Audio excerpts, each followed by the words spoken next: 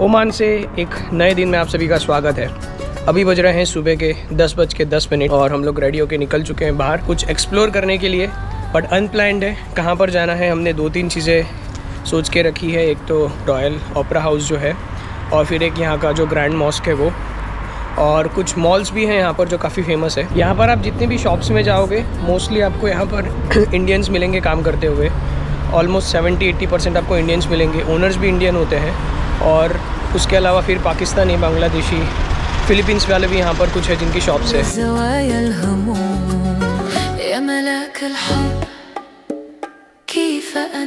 Oman के work culture के बारे में आपको बताता हूँ। जैसे नॉर्मली इंडिया में हम लोग मंडे टू फ्राइडे या मंडे टू सैटरडे वर्क करते हैं, ओमान का सिस्टम अलग है। यहाँ पर संडे से लेकर थर्सडे वर्क करते हैं, एंड उसके बाद फ्राइडे और सैटरडे जो रहता है यहाँ पर हॉलीडे रहता है सभी ऑफिसेज में।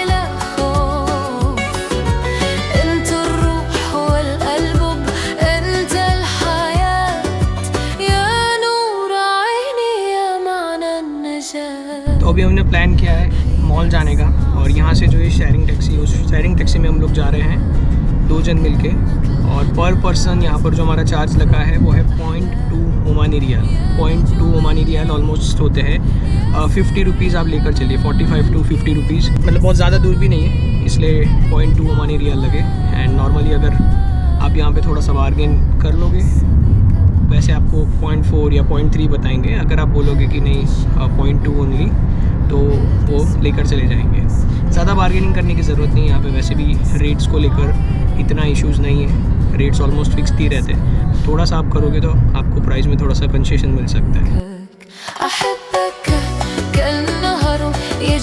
तो यहाँ पर आप जितने भी सिग्नल्स पर रुकते हो, अगर आप रेंट करके आ रहे हो किसी कार को, तो मेक श्योर करना यहाँ पर डायरेक्टली रेड लाइट और ग्रीन लाइट है। यहाँ पर कोई भी टाइमर नहीं चलता है। जैसे कि नॉर्मली इंडिया में हमारा रहता है कि टाइमर चल रहा है, और जैसे टाइमर ख़त्म होने वाला हो तो उसके पहले आप निकल जाओ या तो स्टॉप हो जाओ। तो यहाँ पर ऐसा सिस्टम नहीं है। यहाँ पर डायरेक्टली रेड लाइट होगी, डायरेक्टली ग्रीन लाइट होगी, बेस्ड ऑन जैसे भी ट्रैफिक का फ्लो है या फिर जो भी गाड़ी का फ्लो है उसके हिसाब से। तो अगर आप रेंटल कार करके यहाँ पर आ रहे हो तो ये खास बात का ध्यान रखना, बिकॉज यहाँ पे रूल्स रेगुलेशंस बहुत डिफरेंट है। तो हम आ चुके हैं मॉल की तरफ। ये है ओमान एवेन्यूज़ मॉल, और यहाँ पर इसी रोड पर काफ़ी सारे मॉल्स हैं। अगर आप देखोगे तो काफ़ी बड़ी पार्किंग है यहाँ पर। वहाँ तक, जहाँ तक नज़र जा रही है वहाँ तक पार्किंग है, इस तरफ भी और इस तरफ भी।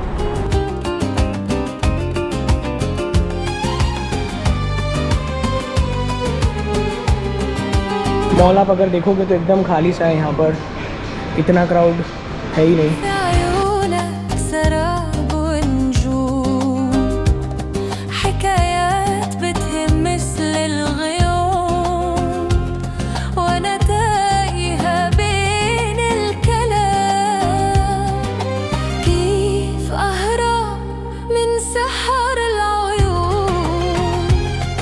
तो ये है लुलु सुपर मार्केट। आपने दुबई में देखा होगा, काफ़ी सारी अरब कंट्रीज़ में इसका नाम सुना होगा। और इतना बड़ा मार्केट है यहाँ पर, A to Z सारी चीज़ें आपको मिल जाती है।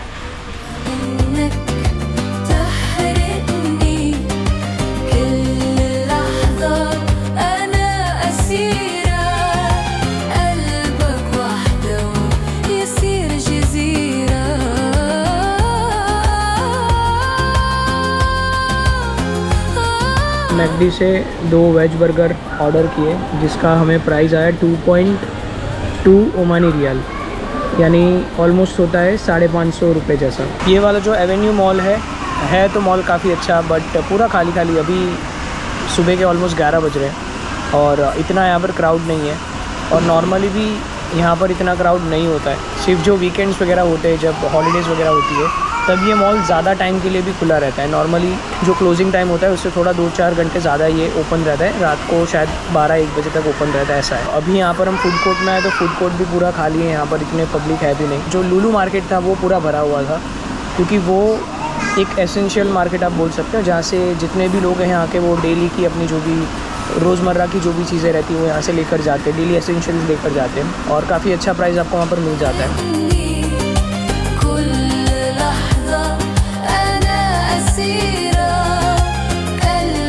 अभी बाहर निकल चुका हूँ मैं एवेन्यू मॉल से, और अभी हम जा रहे हैं ओपेरा हाउस।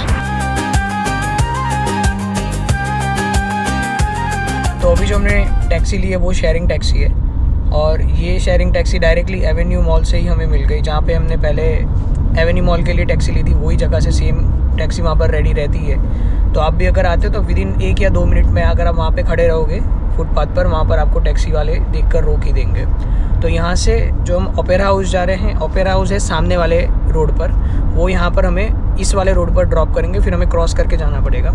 तो इसका अभी हम यहाँ पर पे कर रहे हैं 0.3 रियाल पर पर्सन। तो यहाँ पर करेंसी को कुछ इस तरह से प्रोनाउंस करते हैं। अगर जैसे कि अभी मैंने 0.3 रियाल बोला था, उसको आप 300 पैसा भी बोल सकते हो, यानी कि 300 पैसा। और अगर ये 500 पैसा होता है तो उसको 500 पैसा भी बोलते हैं और हाफ रियाल भी बोलते हैं, और नॉर्मली 1 रियाल को 1 रियाल बोलते हैं। तो इस तरह से इसका प्रोनाउंसिएशन होता है। हमारे जो अभी टैक्सी के ड्राइवर हैं उन्होंने हमें ये चीज़ बताई है कि 0.3 की जगह आप 300 पैसा भी बोल सकते हो, तो समझने में ईजी होगा। और नॉर्मली जो नोट्स होती है, नोट्स पे भी आपको 100 पैसा, 200 पैसा, 300 पैसा, मतलब इस तरह से लिखा हुआ रहता है पैसा। मोस्टली आपको 100 की ही यहाँ पर नोट मिलती है, 100 पैसा की।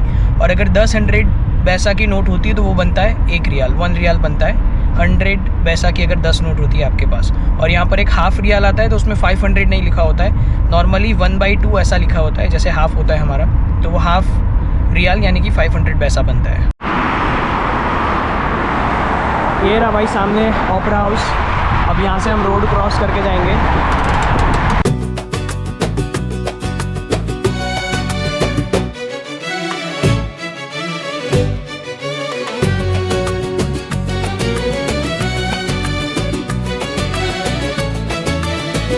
तो ये है ओपेरा हाउस का एंट्रेंस।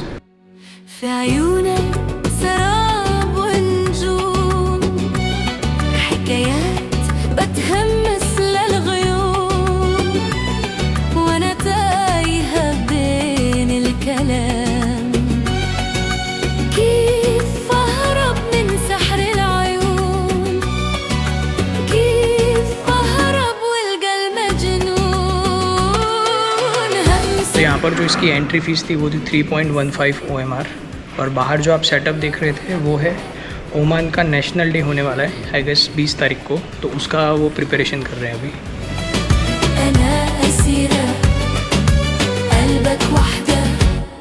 يصير جزيرة.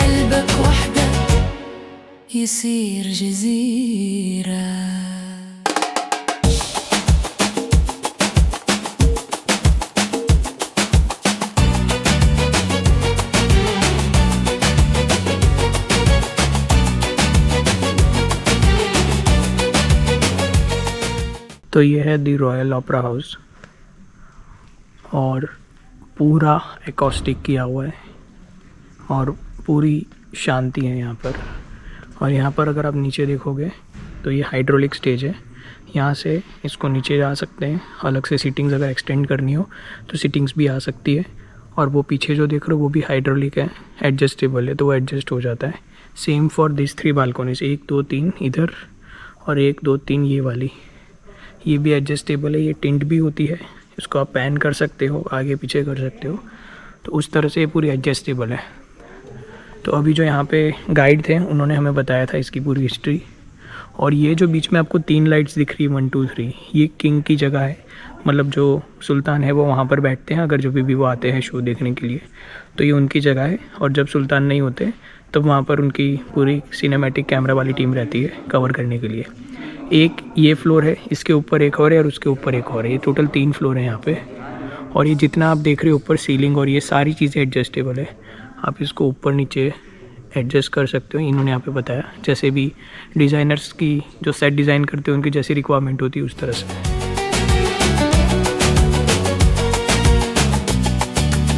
रॉयल ओपेरा हाउस में अगर कोई भी इवेंट होता है तो उसके लिए यहाँ पर कुछ रूल्स एंड रेगुलेशंस है। वो ये है कि आपको फॉर्मल पहनना कंपलसरी है। जो भी अगर बाहर के लोग आते हैं, ऑडियंस जो भी आती है, उनके लिए फॉर्मल पहनना कंपलसरी है। सूट ब्लेज़र आप जो भी पहनना चाहो पहन सकते हो, बट फॉर्मल इज़ कंपलसरी। और यहाँ के जो ओमानी लोकल पीपल है उनके लिए जो ओमान का ट्रेडिशनल ड्रेस है वो पहनना कंपलसरी है। और इन्होंने ये भी बताया कि अगर आप आ रहे हो और अगर आपके पास अटायर नहीं है तो आप यहाँ से विदाउट कॉस्ट जो ओमानी अटायर है वो लेकर भी ये शो यहाँ पर कोई भी इंजॉय कर सकते हो। और लिटरली रॉयल्टी अगर आप देखोगे नेक्स्ट लेवल, मतलब ऐसा लग रहा है कोई बहुत बड़े विला में या कोई पैलेस में आ चुके हो। हर एक तरह से इन्होंने एक एक चीज़ पे डिटेलिंग में वर्क किया हुआ है।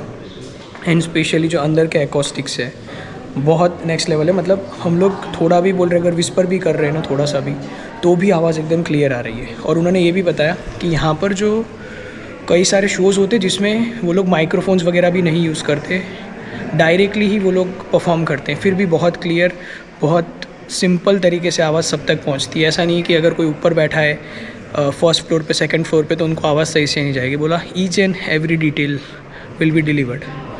तो अगर आप ओमान आ रहे हो, भले इसकी टिकट थोड़ी सी महंगी है 3.3, but you can visit once over here, because एक बार आके यहाँ का जो फील है, एटमॉस्फेयर है, वो आप अगर एक्सपीरियंस करोगे तो मज़ा आएगा। मुझे पर्सनली पसंद है क्योंकि म्यूज़िक रिलेटेड थोड़ा सा वर्क करता हूँ, तो वो सारी चीज़ों का देखने का शौक़ है, इसलिए मैं यहाँ पे आ गया।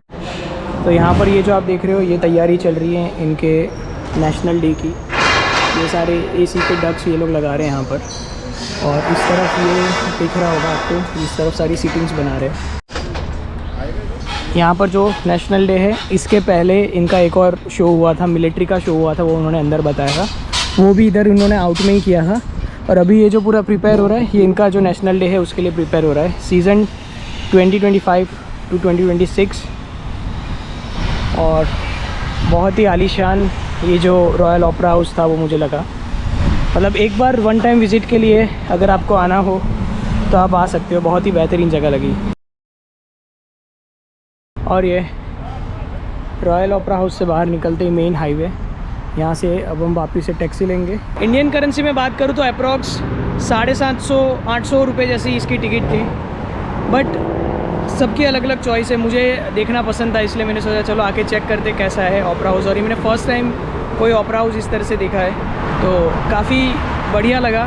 मतलब सीटिंग इसमें जो थी वो 1000 प्लस लोगों तक की सीटिंग थी, एंड ईज़िली 1000 लोगों से ज़्यादा वो एकोमोडेट कर सकते हैं जब वो एक्सटेंड करते हैं सीट्स वगैरह। तो जब आप यहाँ पर आओगे, विज़िट करोगे, तो यहाँ पर एक गाइड यहाँ पर साथ में रहेगा जो आपको इसकी हिस्ट्री के बारे में, कब बना था, कैसे बना था, प्लस यहाँ पर क्या क्या फ़ीचर्स है, क्या क्या फैसिलिटीज़ मिलती है, वो सारी चीज़ों के बारे में बताएंगे। तो यहाँ पर रोड्स का सिस्टम कुछ ऐसा है, उस तरफ वाली जो लेन है अगर उसमें आप जाते हो और 120 से अगर नीचे चलाते हो तो चालान है, तो मतलब आपको 120 की मिनिमम स्पीड यहाँ पे रखनी पड़ेगी।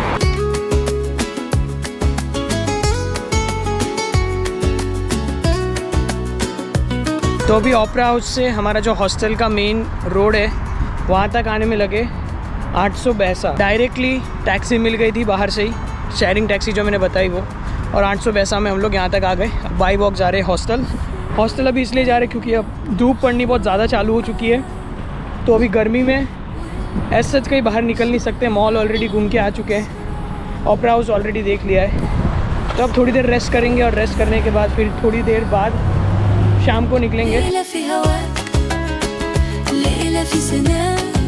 तो अभी यहाँ के एक लोकल कैफ़े में गए थे। कैफ़े में कंपैरेटिवली जो हम नॉर्मली खाते बाहर जो रेस्टोरेंट्स वगैरह में, उससे थोड़ा सा बिल ज़्यादा आया। वो बना 4.2 रियाल, ऑलमोस्ट 950-1000 रुपये जैसा बना, जो नॉर्मली अगर आप इंडिया में भी कहीं पर भी जाओगे तो कैफ़े में इतना बन ही जाता है। और ये तो ओमान है। और हमने ऑर्डर किया था 2 कैपेचिनो और 1 फ्रेंच फ्राइज, उसका बिल बना था हमारा 4.2 ओमानी रियाल, जो बनता है 950 रुपये।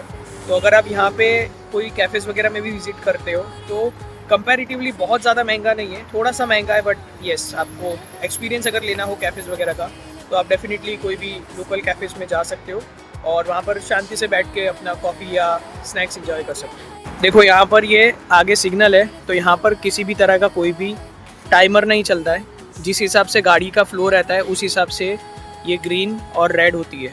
तो आप देख सकते हो यहाँ पर सिर्फ रेड लाइट है, यहाँ पर कोई भी टाइमर नहीं चल रहा है।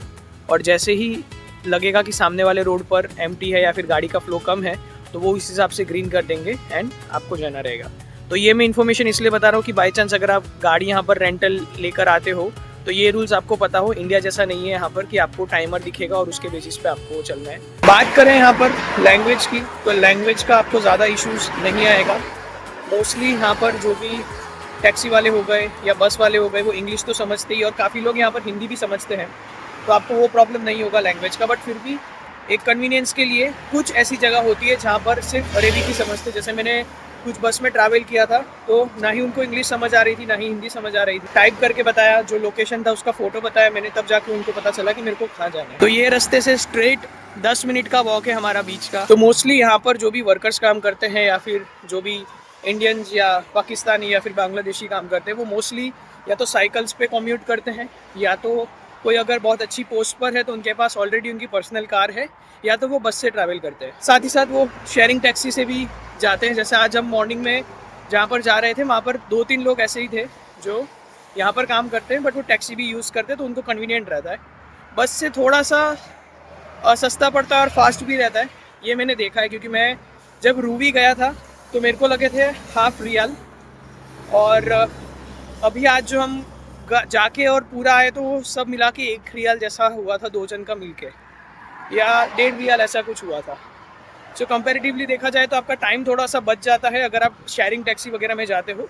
और अगर आपने ऑलरेडी यहाँ पर कार रेंट की हुई है तो आपके लिए तो कन्वीनियंस है ही। और ओमान में जगह जगह पर आपको इस तरह से बड़े बड़े marts, hyper marts, super markets ऐसे देखने मिल जाएंगे। ये बीच है सामने की तरफ बट पूरा अंधेरा हो चुका है। बीच साइड आए तो सही बट मेन पॉइंट जो है वो आगे की तरफ है, तो थोड़ा अभी हम आगे की तरफ जाएंगे बट पॉसिबल नहीं लगता यहाँ पे कुछ शूट कर पाएंगे बिकॉज पूरा अंधेरा है।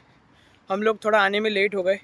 थोड़ा सा पहले आते ना, जब थोड़ा सा सनसेट का टाइम था तब बहुत अच्छा यहाँ पे व्यू और फोटोग्राफी वीडियोग्राफी आ सकती थी। तो देखो अभी जो आए थे हम वो वहाँ पर जो लाइट्स दिख रही है वहाँ से पूरा चलते हुए इस तरफ आए और अभी यहाँ से इस तरफ से इस साइड जा रहे हैं पूरा स्ट्रेट। देखो यहाँ का मैं सिंपल सिनेरियो बताता हूँ, यहाँ का नहीं किसी भी कंट्री का। आप कहीं पर भी जा रहे हो, कुछ नहीं समझ आ रहा है, आपके पास इंटरनेट नहीं है, वहाँ के जो लोकल पब्लिक है या फिर जो भी आपको फर्स्ट पॉसिबल पर्सन मिलता है उनसे आप पूछ सकते हो। अभी जैसे पीछे हमारे एक अरबिक कपल था, यानी यहाँ का जो लोकल कपल था, वो हमने पूछा कि यहाँ पर बीच का मेन पॉइंट क्या है, तो वो रुके, फिर दोनों कपल ने समझाया आप यहाँ से आगे जाओ, आगे की तरफ एक पॉइंट है और एक पीछे की तरफ भी है। तो बस ये है कि आपको पूछना आना चाहिए। आप थोड़ा प्रॉपर वे में रिस्पेक्ट से पूछिए किसी को भी, तो कोई भी आपको अच्छे से रिप्लाई देगा और समझा के आपको जहाँ जाना है। कई बार ऐसा भी होता है कि जहाँ आपको जाना है अगर वो गाड़ी में जा रहे हैं ऐसा कुछ है तो आपको ड्रॉप भी कर देंगे, बट वो है कि आपको थोड़ा सा पोलाइट वे में उनसे पूछना पड़ेगा जो भी आपका कंसर्न है वो। तो ये एक पॉइंट है और जहाँ मैं खड़ा हूँ उसके एग्जैक्ट पीछे की तरफ पार्क बना हुआ है। यहाँ पे सभी लोग अपने बच्चों को लेकर आए। ये एग्जैक्टली बीच के सामने फुटबॉल की कोचिंग चल रही है। लाइटिंग कंडीशन थोड़ी सी कम है बट आप अंदाज़ा लगा सकते हो कि कितने बड़े बड़े यहाँ पर विलास है।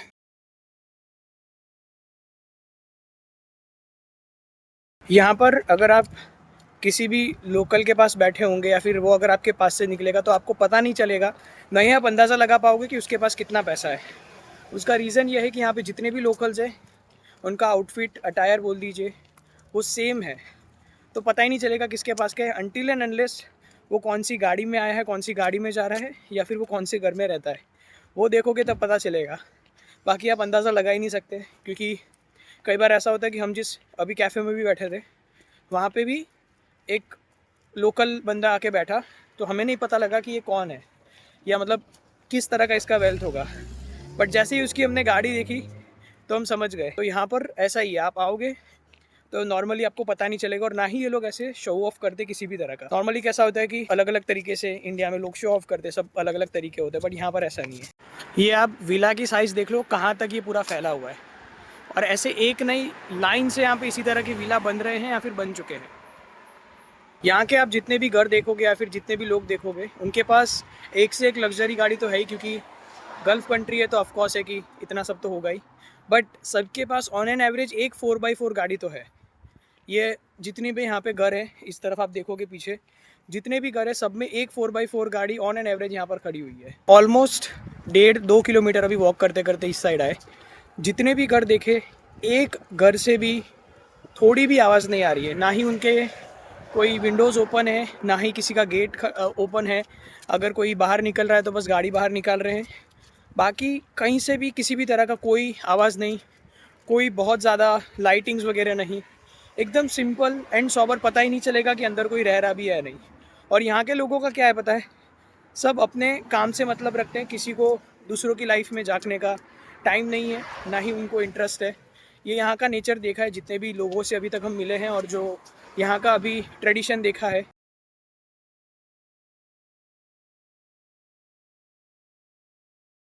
अभी जो ये पीछे आप जितनी भी शॉप्स देख रहे हो, उसमें से लगभग 15-20 शॉप होगी, उसमें से कम 7-8 तो चॉकलेट्स की शॉप है, ये रोड पे भी, और ये जो सामने वाला रोड है इस पर भी। जो अभी हम बीच साइड गए थे, वो बीच का नाम है अजीबा, अजाइबा भी बोलते हैं, अजीबा मैं बता रहा हूँ आपको। तो अगर आप घूमने आना चाहो अजीबा बीच, तो मेक श्योर करना आप या तो थोड़ा अर्ली मॉर्निंग आना तो धूप नहीं लगेगी, या तो फिर सनसेट होने के टाइम पर आना, तो आपको काफ़ी बढ़िया यहाँ पर व्यू मिलेगा। देखो ये सामने इतना बड़ा चॉकलेट का शोरूम है, उसके बाजू में भी चॉकलेट का शोरूम है, और इस तरफ भी आपको 4-5 जो शॉप्स दिख रही है सारे चॉकलेट के शोरूम्स है। ये आपको जो सामने स्टारबक्स दिख रहा है, ये कॉर्नर का बंगलो है शायद, उसको पूरा मॉडिफाई करके इन्होंने रिकंस्ट्रक्ट करके पूरा इस तरह से शॉप का फील दिया हुआ है। ऐसा यहाँ पर एक नहीं, जितने आप लाइन से देखोगे सभी जगह पर आपको इसी तरह से एक्सटीरियर देखने मिलेगा।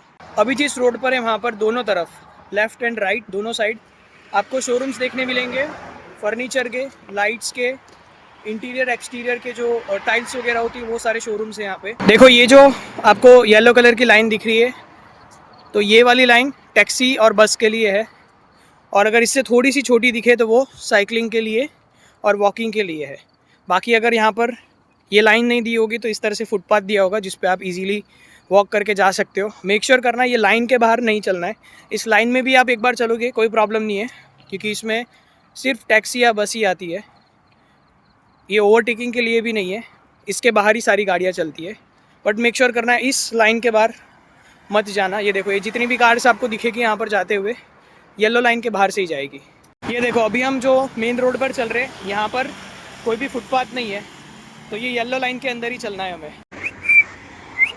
ये है यहाँ का चाइना पांडा मार्केट एक्सपो, जिसमें चाइना की बहुत सारी आइटम्स आपको मिलेगी। ये चाइना वाले मार्केट में आप जितनी भी चीज़ें देख रहे हो सारी चाइना से है, और यहाँ पर इनके चाइना के जो प्रेसिडेंट है उनका भी फ़ोटो इन्होंने मेन डेस्क पर लगा के रखा है। तो जितनी चीज़ें देख रहे हो सारी इन्होंने चाइना से यहाँ पर लाकर ये पूरा मार्केट बनाया हुआ है, जिसका नाम है चाइना पांडा एक्सपो। असलान भाई हमारे साथ, जो कि यहाँ पर ऑलमोस्ट कई सालों से रह रहे हैं और काम कर रहे हैं, तो इसके बारे में, ये वाले मार्केट के बारे में बताइए। ये मार्केट जो भी क्वालिटी होती है यहाँ पर पूरी एक्सपोर्ट क्वालिटी होती है। ओके। क्योंकि यहाँ पर ऐसा, यहाँ पर जब सामान मटेरियल जब भी आता है यहाँ पर टेस्टिंग होती है। अच्छा ऐसा है, तो कुछ भी ये फेक मटेरियल या वैसा कुछ भी नहीं सेल कर सकते? फेक मटेरियल रहेगा तो फिर ये कंटेनर आपका सीज हो जाएगा? सीज नहीं हो जाएगा, सीधा गार्बेज में जाएगा। अच्छा ऐसा है। इवन फूड हो या फिर राइस हो या फिर कोई भी चीज़ हो, स्पाइसेस हो, लेंटिल्स हो या फिर कोई भी प्रोडक्ट हो, पहले वेरीफाई होगा। और ये जितने भी क्वालिटी दिख रहे हैं ना, ये क्वालिटी अश्योरेंस इन लोग के पास सर्टिफिकेट होना चाहिए। अच्छा, फिर ही सेल कर सकते हैं? हाँ, फिर ये लोग है ना फिर सेल कर सकते हैं, अदरवाइज इन लोग के पास कोई राइट्स नहीं है सेल करने का। ओके, मतलब यहाँ पर एक एक रखी हुई चीज़ सारी चाइना से आई हुई है, मतलब A to Z। या फर्नीचर देख रहे हो, स्लाइडर्स देख रहे हो, चप्पल्स देख रहे हो, स्लीपर्स देख रहे हो, तो पूरे पूरे सेक्शंस बना के रखे। और ये जितने भी प्रोडक्ट्स हैं यहाँ पर, ये सारे भी चाइना से आए हुए हैं। नॉर्मली अगर आपने रील्स वगैरह में जो बैग्स वगैरह देखे होते हैं इस तरह के, चाइना के जो वीडियोस आते हैं उसमें, तो ये सारे इस तरह के बैग्स आपको यहाँ पर मिल जाएंगे। और काफ़ी अच्छी क्वालिटी, ऐसा भी नहीं है, ये देखकर ही पता चलता है काफ़ी अच्छी क्वालिटी के बैग्स है। तो ये जो चाइना मार्केट है, सारी चीज़ें चाइना की और बहुत ही अच्छी क्वालिटी की थी। यहाँ पर हमने एक चीज़ देखी थी, वो थी एक कॉर्न था, उसको एकदम एयर टाइट पैक करके रखा था, तो ऐसा लग रहा था पहले कि वो साबुन है, कॉर्न टाइप में कुछ साबुन है। तो हमने उसको पूछा कि ये क्या है, ये एडिबल है या नहीं, मतलब खा सकते हैं या नहीं उसको। तो उस पर लिखा होता कि इसको 220 डिग्री पे आप बॉईल करो और उसके बाद आप खा सकते हो। और यहाँ पर जो स्टोर मैनेज कर रही थी वो थी फिलीपींस से। तो पहले एक्चुअली उसका बाई फेस हमको देखकर लगा कि वो चाइनीज़ है, क्योंकि पूरा चाइना का स्टोर था इसलिए।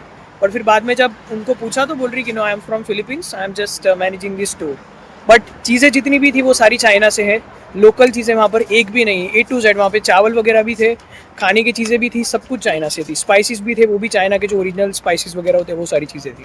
तो ड्रैगन गिफ्ट सेंटर है, यहाँ पर आपको 1.50 से लेकर सारी गिफ्ट आइटम्स मिल जाती है, राइट? चीज़ें मिल जाएंगी आपको, ओके। इवन क्लॉथ्स वगैरह भी मिल जाएंगे। हाँ हाँ, क्या बोलते हैं, स्नीकर, जैसे नॉर्मली वो हमारी $1 $2 शॉप होती है उसी तरह का है यहाँ पर। जैसे Okay. टेमू वगैरह होता है, अली एक्सप्रेस होती है, राइट राइट राइट। सेम ऐसी शॉप है। ये वाली जो बिल्डिंग आप देख रहे हो ये है यहाँ का गवर्नमेंट स्कूल।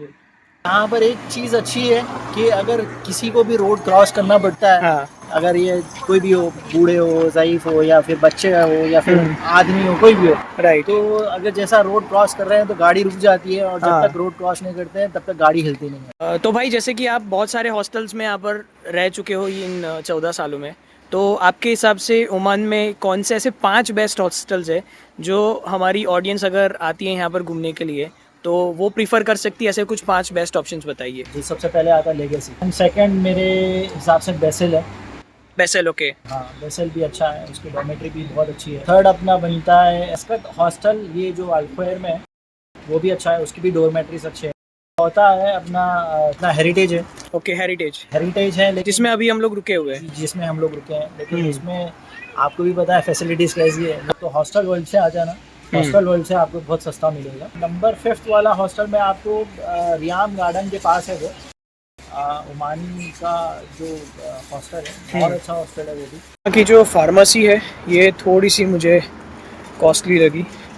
मुझे हो गई थी सर्दी तो मैं मेडिसिन लेने गया था। 1.1 रियाल का उन्होंने टैबलेट दिया, जिसमें अराउंड 10 टैबलेट या 10 या 12 टैबलेट होगी। 1.1 रियाल यानी होते ऑलमोस्ट 250 रुपये इंडिया के। And same tablet I guess अगर मैं इंडिया में लेने जाऊँगा तो इतना कॉस्टली नहीं होगा। बट हाँ, ये प्राइस है जो मैं सिर्फ प्राइसिंग का पॉइंट बता रहा हूँ, इसके पीछे कोई दूसरा मोटिव नहीं है।